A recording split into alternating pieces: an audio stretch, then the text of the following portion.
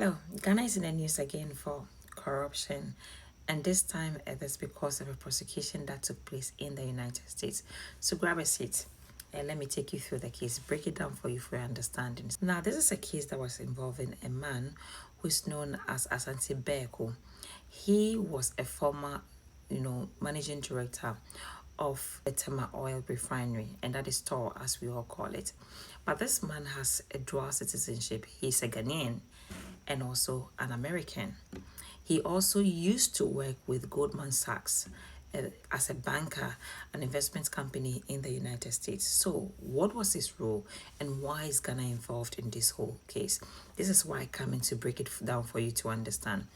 Now, somewhere in 2014, 2015, if you all remember, Ghana was going through severe, power crisis where we used to have the power outages popularly known as Dumsor.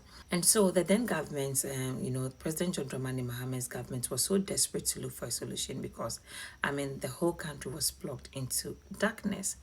So what the then government was trying to do at that time is to find, some short-term solution to our power crisis. And so the issue of a power plant came in, and Ghana was looking at means and ways to get a power plant into Ghana. And that is where this Mrs. Asante Beko came in. But a Turkish company also known as Aska was the one that was dealing with Goldman Sachs. Now, it was alleged that this Mr. Beko was supposed to lead, this contract for the US side, rather went behind the company by using his private emails instead of the official email from the company was working for, to start communicating with government officials.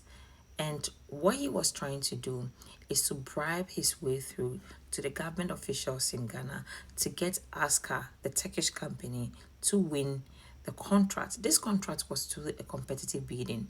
And competitive bidding, we all know, is like a lot of company bidding for the same, contract. But he was serving as a middleman to actually bypass the system, bypass the US company he worked for, and then to get through to the government officials and then win the contract for Aska, the Turkish company.